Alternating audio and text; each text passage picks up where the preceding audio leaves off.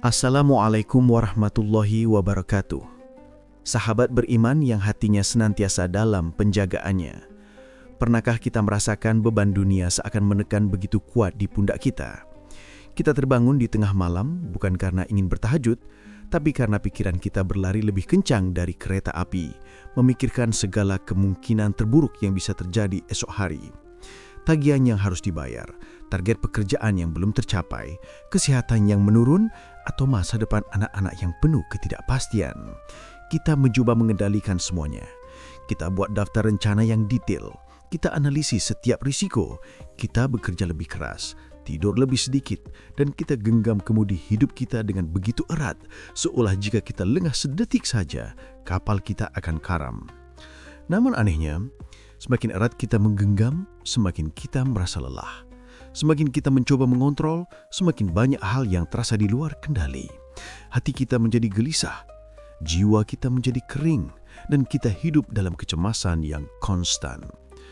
Di titik inilah, Islam menawarkan sebuah seni kehidupan yang paling agung, sebuah level kesadaran tertinggi yang jika kita mampu meraihnya, hidup kita akan berubah 180 derajat.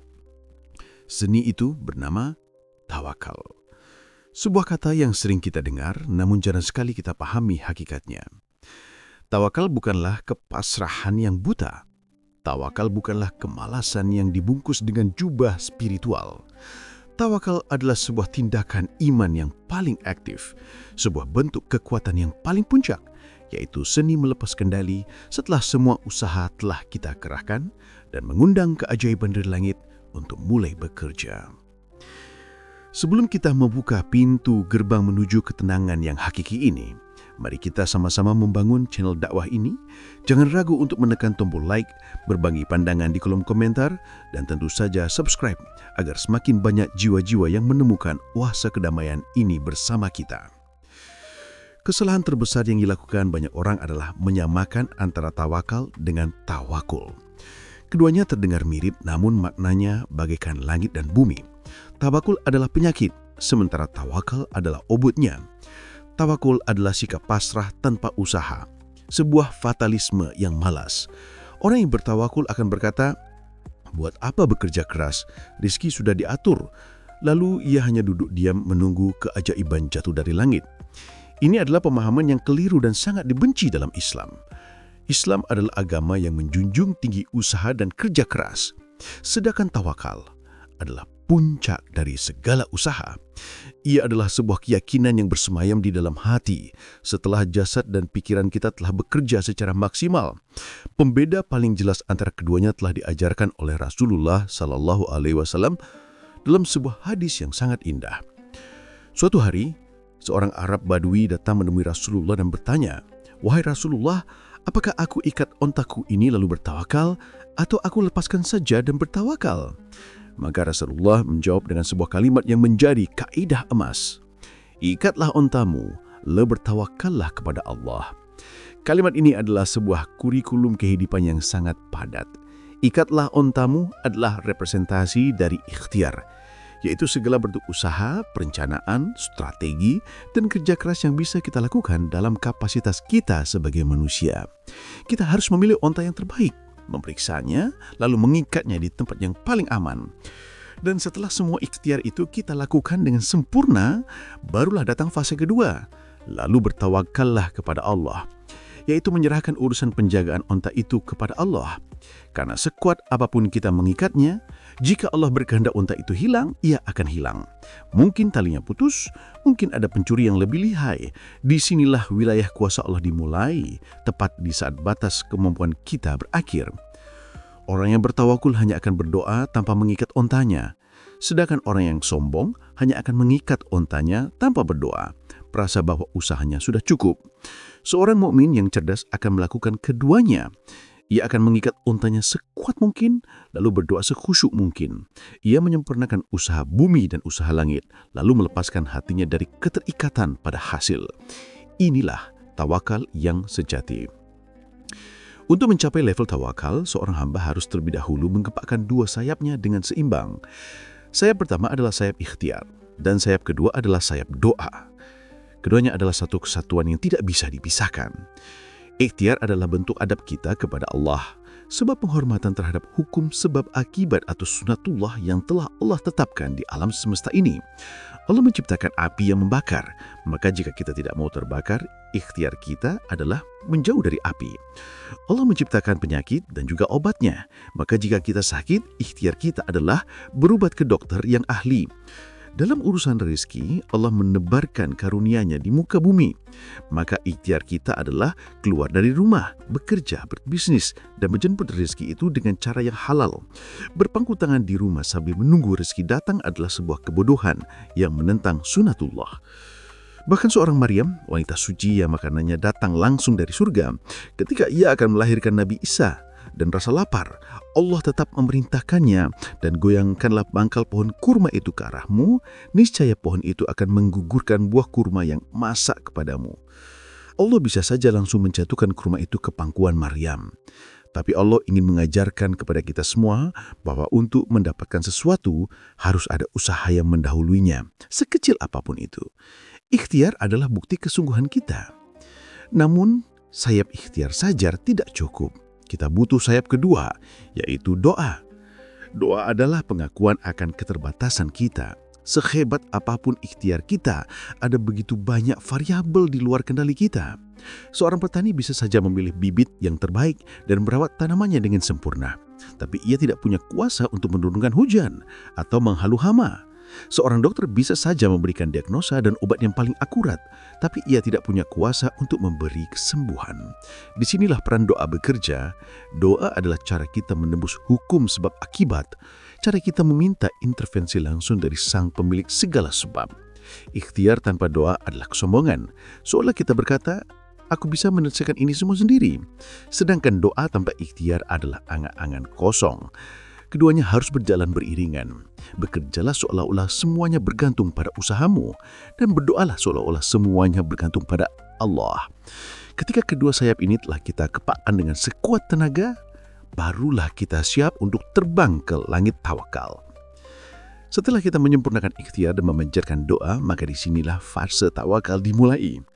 Fase ini terjadi di dalam hati. Jasa kita mungkin sudah lelah bekerja. Lisan kita mungkin sudah letih berdoa. Kini saatnya hati kita yang bekerja. Yaitu bekerja untuk melepaskan, untuk menyerahkan, untuk percaya penuh bahwa apapun hasil yang akan Allah berikan nanti, itulah yang terbaik. Di dalam fase inilah janji Allah yang paling menenangkan akan datang. Sebagaimana termaktub dalam surah At-Talaq ayat 3. Wa may yatawakkal 'alallahu fahuwa hasbuh. Artinya, dan barang siapa yang bertawakal kepada Allah, niscaya Allah akan mencukupkan keperluannya. Sahabat beriman, coba kita resapi dalam kalimat fahu hasbuh, maka dialah yang akan mencukupkannya. Kata hasbuh dalam bahasa Arab memiliki makna yang sangat kaya. Ia bukan sekedar berarti cukup secara materi. Ia berarti Allah akan menjadi segalanya bagimu. Allah akan menjadi pelindungmu, penolongmu, pembelamu, penjaminmu, dan manajer atas segala urusanmu. Bayangkan ketika kita bertawakal, kita seolah senang menyerahkan sebuah berkas masalah yang rumit kepada Zat yang Maha Kuasa. Lalu kita berkata, ya Allah, aku sudah melakukan bagianku semampuku. Kini aku serahkan sepenuhnya berkas ini kepadamu. Dan Allah menjawab, baik, sekarang berkas ini menjadi urusanku. Aku yang akan menyelesaikannya untukmu. Pergilah dan tenangkan hatimu. Siapa yang tidak akan merasa damai jika urusannya sudah dipegang langsung oleh Raja segala raja? Inilah ketenangan yang dijanjikan oleh orang yang bertawakal. Beban di pundaknya terasa ringan, karena ia tahu bebannya kini tak dipikul oleh Yang Maha Kuat. Kecemasan di hatinya sirna, karena ia tahu masa depannya kini berada dalam jaminan Yang Maha Mengetahui. Ini adalah tingkat kebebasan spiritual yang tertinggi.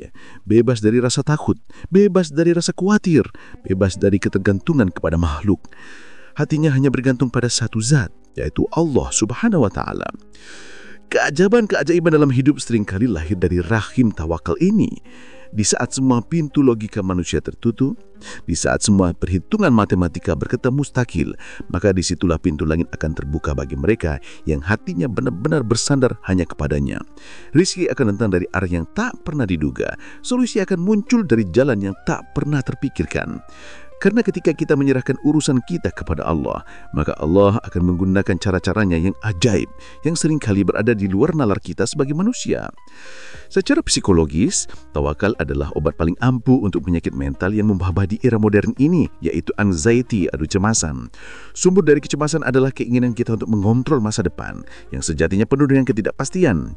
Kita cemas akan hal yang belum terjadi. Tawakal memotong akar dari kecemasan ini. Ia mengajarkan kita untuk fokus pada apa yang bisa kita kontrol saat ini, yaitu ikhtiar dan doa, dan melepaskan apa yang tidak bisa kita kontrol, yaitu hasil akhir dan masa depan. Orang yang bertawakal akan bekerja dengan sangat keras dan profesional, mungkin lebih keras dari orang lain, tapi hatinya tetap tenang. Ia tidak terikat pada hasilnya.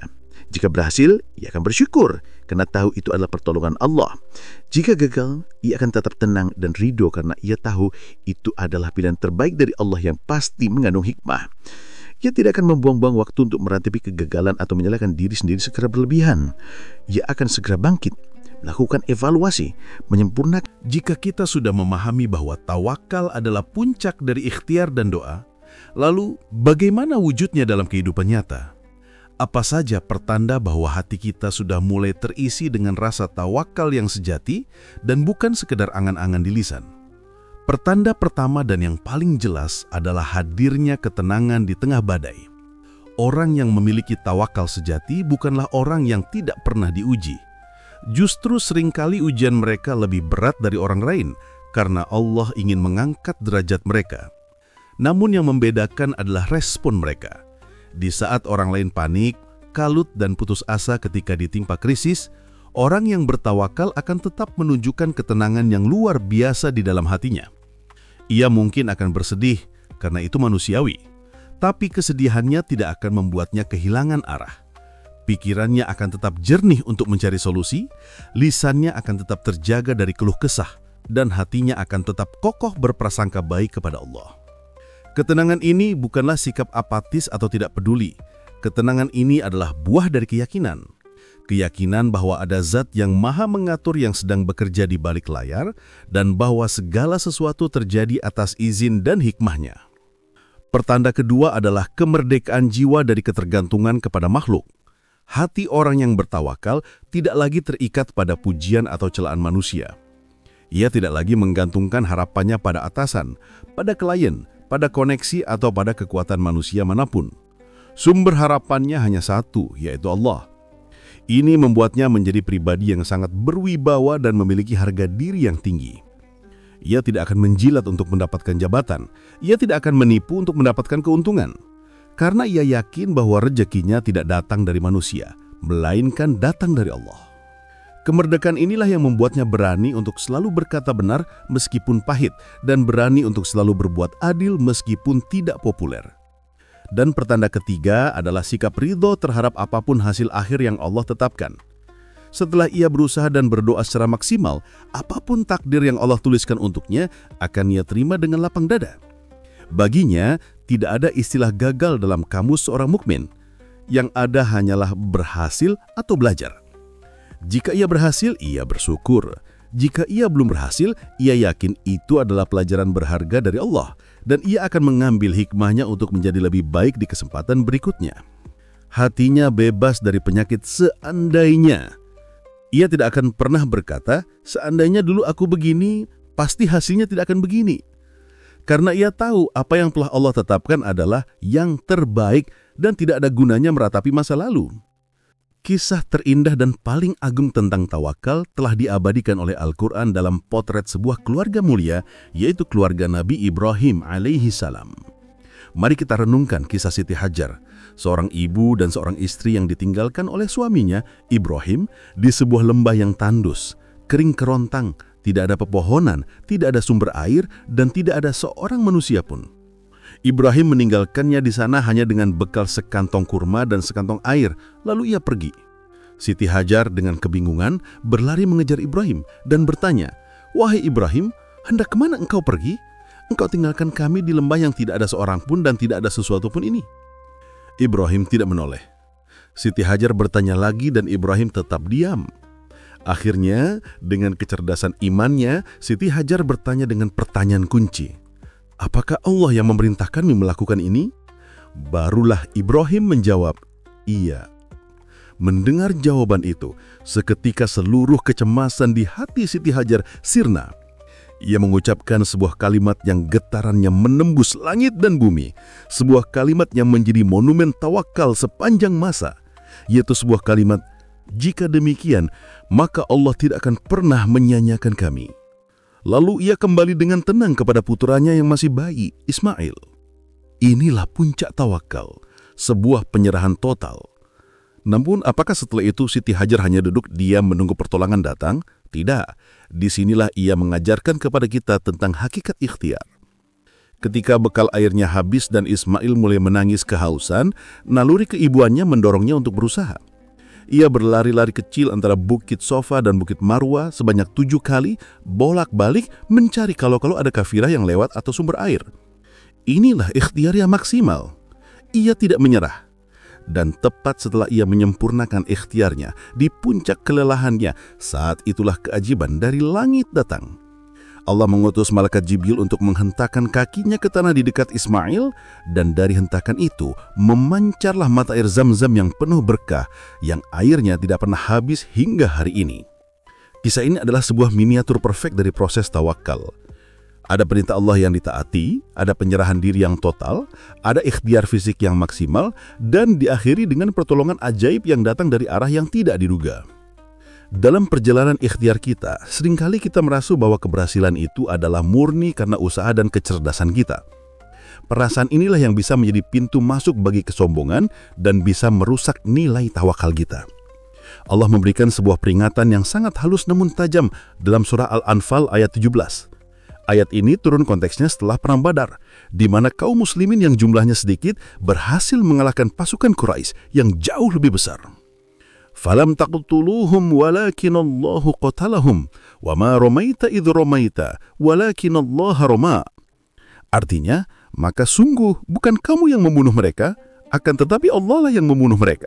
Dan bukan kamu yang melempar ketika kamu melempar, tetapi Allah lah yang melempar. Ayat ini adalah sebuah pelajaran adab yang sangat tinggi. Allah seolah ingin mengatakan kepada kaum muslimin dan juga kepada kita semua, "Wahai hambaku, kalian memang telah berjuang, kalian memang telah melempar tombak dan memanah musuh. Ikhtiar kalian itu aku saksikan dan aku hargai. Namun ketahuilah kekuatan yang ada di tangan kalian saat melempar itu adalah dariku. Ketepatan lemparan kalian itu adalah atas izinku. Kemenangan yang kalian raih itu bukanlah karena kehebatan kalian, melainkan karena pertolonganku." Ayat ini mengajarkan kita untuk tidak pernah merasa berjasa atas pencapaian kita. Kita harus melakukan ikhtiar best seolah-olah semuanya bergantung pada kita, namun setelah berhasil, kita harus meyakini dalam hati bahwa semua itu terjadi murni karena rahmat dan pertolongan Allah. Sikap ini yang akan menjaga hati kita dari penyakit ujub atau bangga diri, sebuah penyakit yang bisa menghanguskan pahala amal kita. Ia adalah penyeimbang yang sangat sempurna, yang membuat kita tetap semangat dalam berusaha, namun tetap rendah hati dalam menerima hasilnya. Lalu, bagaimana cara praktis untuk melatih dan menumbuhkan pohon tawakal di dalam hati kita? Pertama, sempurnakanlah selalu ikhtiar kita. Jangan pernah menjadikan tawakal sebagai alasan untuk bermalas-malasan. Justru sebaliknya, orang yang ingin bertawakal haruslah menjadi orang yang paling rajin, paling disiplin, dan paling profesional dalam bidangnya. Karena ikhtiar yang sempurna adalah syarat sah untuk bisa bertawakal dengan benar. Kedua, perdalamlah pengenalan kita kepada Allah atau ma'rifatullah. Kita tidak akan mungkin bisa percaya dan bersandar kepada seseorang yang tidak kita kenal. Maka pelajarilah nama-nama dan sifat-sifat Allah. Renungkanlah namanya Ar-Razzaq yang maha beri rezeki, Al-Hakim yang maha bijaksana, Al-Wali yang maha melindungi. Semakin dalam kita mengenal Allah, maka akan semakin besar rasa cinta, takut, dan harap kita kepadanya. Dan akan semakin mudah bagi kita untuk menyerahkan segala urusan kita kepadanya. Ketiga, latihlah hati untuk selalu bersyukur atas prosesnya, bukan hanya atas hasilnya. Syukuri nikmat kesehatan yang membuat kita bisa berusaha. Syukuri nikmat akal yang membuat kita bisa berpikir dan berencana. Syukuri nikmat hidayah yang membuat kita bisa berdoa. Ketika kita sudah bisa menikmati prosesnya, maka kita tidak akan terlalu berbebani dengan hasilnya. Dan keempat, basahi sadar hati kita dengan zikir-zikir tawakal. Perbanyaklah mengucapkan la haula wala quwata illa billah. Tiada daya dan kekuatan kecuali dengan pertolongan Allah. Dan amalkanlah zikir pamungkas yang diucapkan oleh Nabi Ibrahim ketika akan dilempar ke dalam api. Hasbunallah wa ni'mal wakil.